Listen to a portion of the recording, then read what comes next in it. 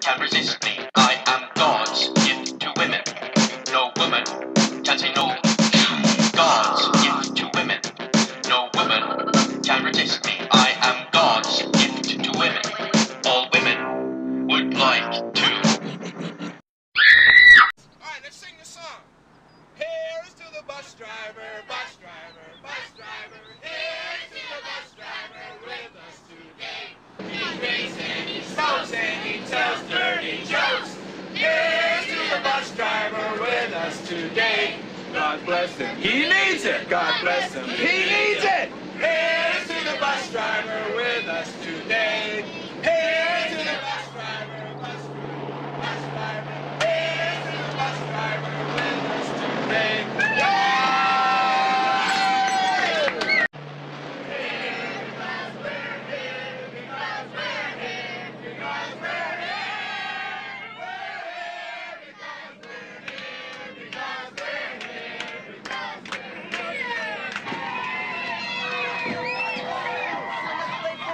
Finally, we're here. This looks great. Guys, over here. Over here, come on. Adam, come on. Come on. Guys, here? You ready? Yeah. Let's go. Wait, come on. Move. Keep my bag real quick, will you? Okay, guys, listen. Everybody wants to play football? Put your bags over there and come over here and line up. You guys come on, guys. Come on. Get up there. And as I had mentioned too, you guys, we try to cover every part of the Western education system in our own way to show it's possible. And a real popular saying we have on our reserve here is kids in sports stay out of courts. Keep their extra time busy in a positive manner. So what this is for our high school and college students to learn to work as a team and to build camaraderie as well, to build their self-confidence. And we actually have a low rope course. It hasn't been weed whacked lately, so we couldn't really do that, and it's wet today, so shower, special soap, you're covered in this powder, and you have to wear your special coveralls. And at the end of the day, I had to throw all the clothes that I wore there out because I couldn't get the smell out. Trials, they're actually having trials where they're trying to use this for cancer medication. But it's good for fevers and even fevers, upset stomach and everything, but just like any other medicine, you have to take it in moderation. But you start to see these medicines nowadays, you take a pill, it gets rid of your stuffy nose and your cough, but it has like 10 other side effects. Like our medicines we were living green before it was a fad.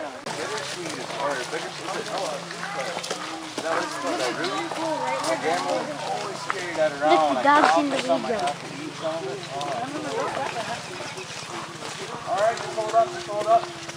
You guys gotta be with the rest of the group, you gotta do things in order, okay? Mariah, back here. No, but I'm using things for Alright. Get this on going on our day.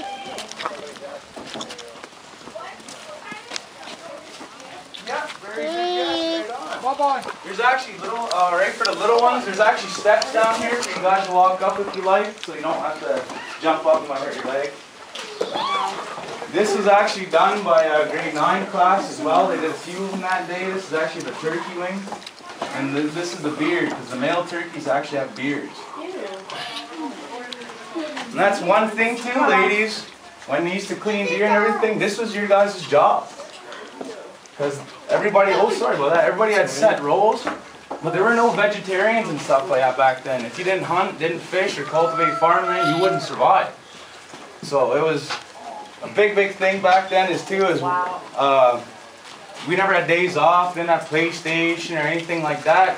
Even the games for you youngsters, like the hoop game where a hoop would be rolled, you either had a bow or a spear, and it was to work on hand-eye coordination and build muscle memory for throwing or pulling a string back. So even from the young age, we were developing skills for hunting, for battles, and just carry on daily life. Alright, everybody just start shimmering down a little bit, shimmy down a little bit. If we could actually get all the little ones in the back there so the older people can sit down on the side, please. A long time ago, we tried to stay as traditional as possible with the building of this. We actually had the national chief come down and gave him a tour out of 38 other sites across Canada. This is the most traditionally built one he's seen. We actually teared up when he took this because it's not just about seeing it. Students come here to get their hands-on experience.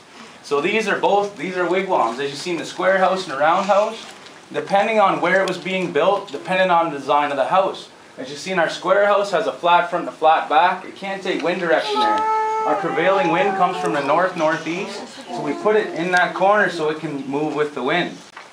I'm in my comfort zone. I am comfortable fishing on the riverbank, or hunting in the bush. I am scared of large bodies of water. Me and Nijig had a very good opportunity to go deep sea fishing. That's about deep sea fishing, in the ocean. Yeah. We got the chance to go fishing. I'm scared of open bodies of water. If I stuck to my comfort zone, I wouldn't have went. But I stepped out of my comfort zone to jump into the ocean on that boat. I had the best time of my life. We actually caught some sharks. The other big part, we try to cover every part of the Western education system in our own way to show it is possible. And this is the Three Sisters method of farming. This is what we actually use, where 3 separate plants were planted in these mounds. The root systems actually work together.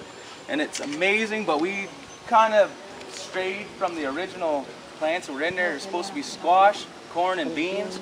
These ones are squash and corn and tobacco, are these ones. And these are all beans, and we're actually going to plant. We just got a lot of Indian corn now, so we're actually going to be planting it here. And we have another garden out there that's going to be for our botany class that's coming through. And this is to teach students, chewing gum, I'm sorry. This is to teach students how to plant, maintain, and harvest healthy plants. And that's a way to get their hands dirty in a way that's never been done before, and to show that with a little bit of know-how and some dirt on your hands, you can create sustenance. It's like watching a child grow, planting something from a seed and maintaining it. That's how we actually thrive off one another. Oh, and this little plant, after playing fireball, my hands get amazingly burned. This works great for burn. Moon shelter. This was built primarily to show that you could build a structure between 4 existing trees. This actually took me and a co-worker 8 hours to do, gathering materials and everything from this area. But the last thing that was actually done in here, before we used it for storage, the last thing that was done in here, we had a grade school class, I think they're grade 7. Came down, we had geese and ducks. We showed them how to prepare the ducks for cooking, to keep the feathers, to make fans, as well as we also use the wings to sweep or wigwams as well. But when we got them, we offered them gloves. They didn't want any, which really made me feel good, because it showed that they were getting their hands dirty. They were getting in there, they weren't scared, they weren't timid.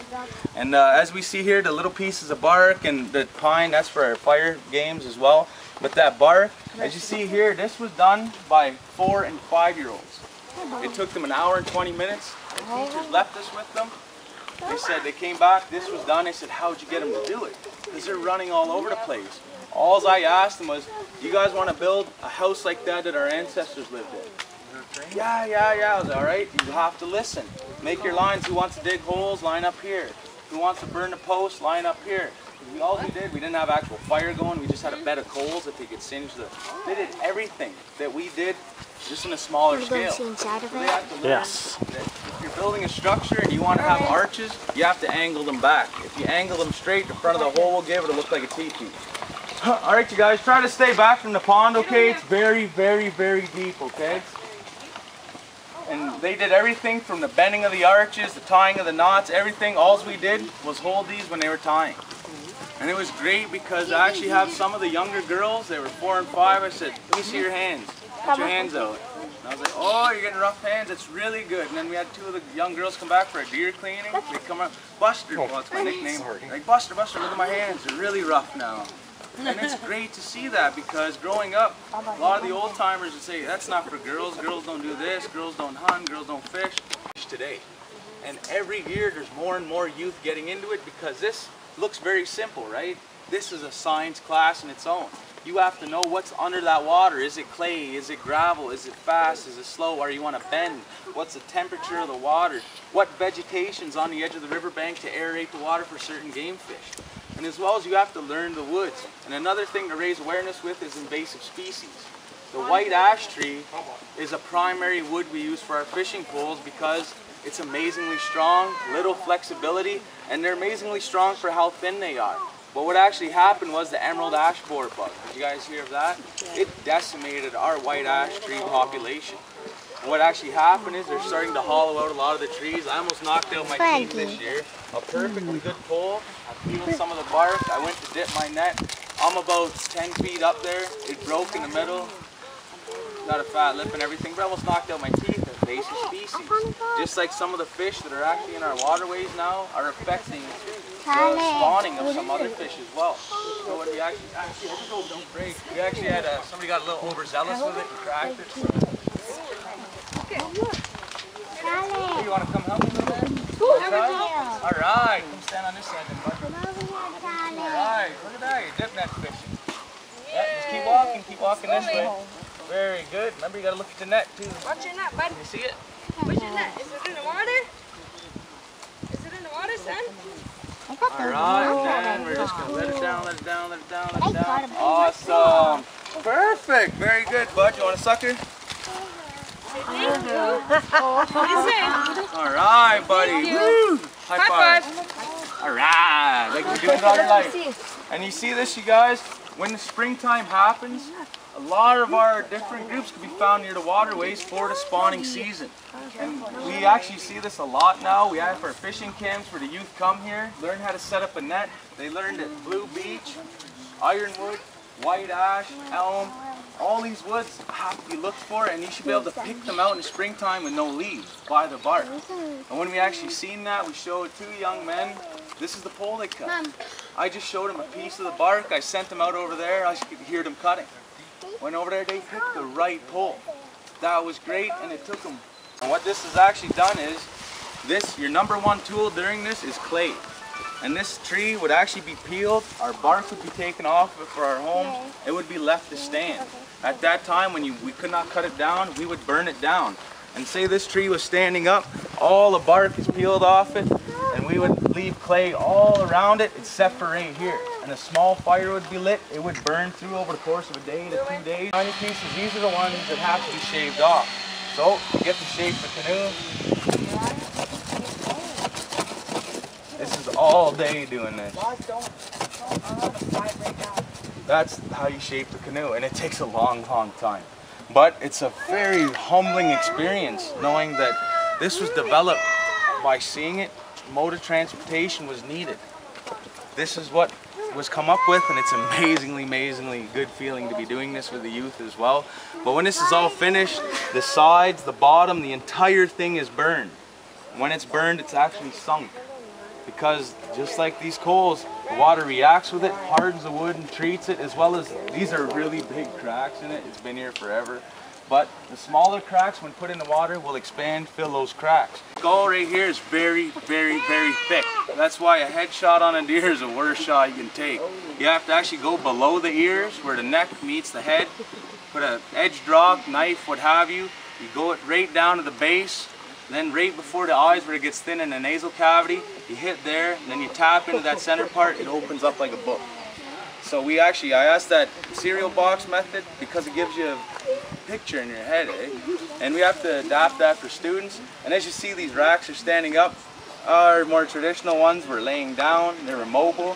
It's not the safest way to have students doing that. It's much safer to have them go up and down, as well as the liquid runs down. If they're going towards each other, we have to make sure that we're keeping the best interest of the student. This is our little cooking area. If they're not, we have, oh, I'm sorry. Oh, that's not your foot. I thought that was your foot. We actually have a string. Oh. Yeah, you want to play on that. It's not a jungle gym. Get on, Bonnie. Alrighty, and the one thing is we have a string over each fire pit at the same height. And we tell them the first one to burn their string is first in line for lunch. You should see them scramble around, it's awesome. But you can really see who's paying attention because they each get one coal and they have to find their own tinder, their own wood, they have to find everything themselves, build that fire high enough to burn that string. Yeah.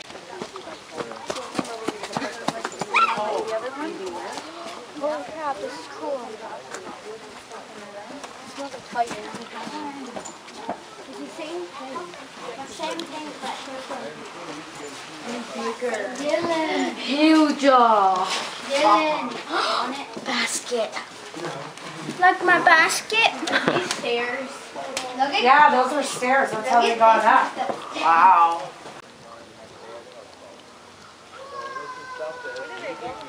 Certain lifestyles, And a lot of the things that I grew up doing is spending time in the bush, reconnecting with nature, because this is something that needs to be done. And I think I said that before. They said there's... And I'm like this. Am I going to know where it's going? Everybody has to have that arrow eye height. So I will instruct you. I'll say shooters to the shooting line. You will step up, grab your bow. At that time I'll say arrows on. At that time there's a special way to put these arrows on. There's two the same color and there's one that's not. Which one's low? String line above the bead. Deep breath in. Exhale. Deep breath in. Exhale. Okay, very good, very good. Okay. Very good, very good. Left arm is always straight when you're aiming. Okay, remember how you gotta aim? You gotta look down this arrow, okay? So that means you gotta have that arrow up here, look down this.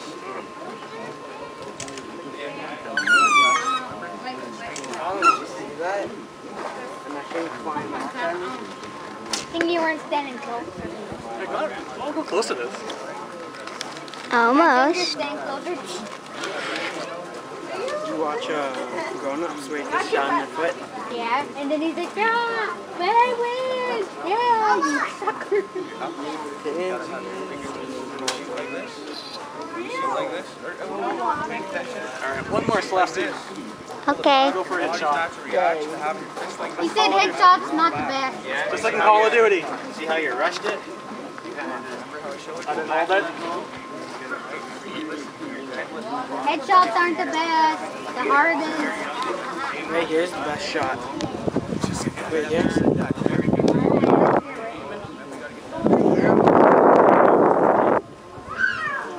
You ever see a deer get shot? It's pretty funny. They're right there. No, like for real. Yeah. Yeah, you know John Wolf? Yeah, me and him went on that. And he shot a deer and everything. Either way, so.